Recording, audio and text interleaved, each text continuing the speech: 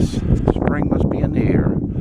It's amazing how much of the lake, the water has opened up. I mean, there's a big, huge area right there.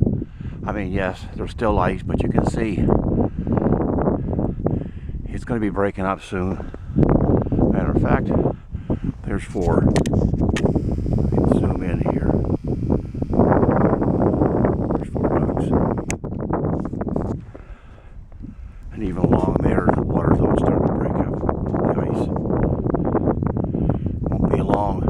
It's in a week or two. If the temperature keeps this way. A week or so ago, there was just the odd little spot along the shoreline that the ice had broken up into water. Now you can see wet spots that haven't totally gone into water from ice, but you can see it's not going to take long. Yeah, there's 2 taking off. Not sure where they're going.